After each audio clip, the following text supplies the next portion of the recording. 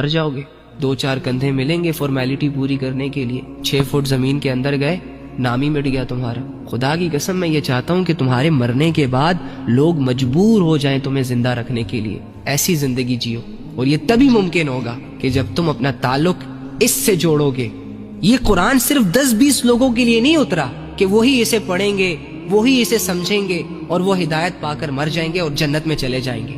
ارے بھائی ساری انسانیت کے لیے اترا ہے۔ کیوں نبی صلی اللہ علیہ وآلہ وسلم کی اس بات کو آپ لوگوں نے اگنور کیا کہ میری امت میں 2 چیزیں چھوڑ کر جا رہا ہوں، جب تک اسے مضبوطی کے ساتھ پکڑے رکھو گے کبھی گمراہ نہیں ہوگے، ایک قرآن اور دوسرا میری سنت، میری حدیثیں۔ تمہیں نہیں سمجھ آ رہی نا کہ میں کیوں گناہوں میں جا رہا ہوں، میں کیوں بے حیائی کے دلدل میں منہ مار رہا ہوں؟ تو اس کا ریزن یہی ہے کہ تمہارا تعلق قرآن اور سنت سے کٹ چکا ہے، اسی لیے تم گمراہ ہو رہے ہو۔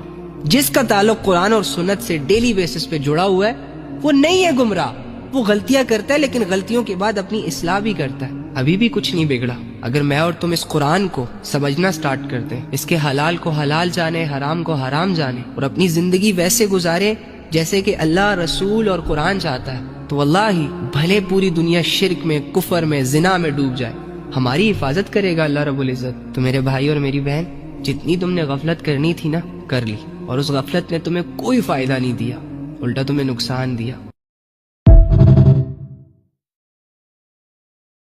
پرومس کرو کہ آئندہ کی زندگی ضائع نہیں کرو گے، تو ایمان نکل جائے کوئی مسئلہ نہیں، حیا نکل جائے کوئی مسئلہ نہیں، بس آنکھوں کو مزہ ملنا چاہیے کچھ دیر کے لیے، اس مزے کے چکر میں تم مسلمان نہ رہو کوئی مسئلہ نہیں، تم اللہ سے دور ہو جاؤ کوئی مسئلہ نہیں، تم نمازیں چھوڑ دو کوئی مسئلہ نہیں، قرآن سے اپنا تعلق توڑ بیٹھو کوئی مسئلہ نہیں۔ یہ آنکھوں کی لذت اتنی ضروری ہو سکتی ہے یار کہ اتنی ساری چیزوں کو میں داؤ پہ لگاؤں اور بدلے میں مجھے صرف چند سیکنڈ کی لذت ملے؟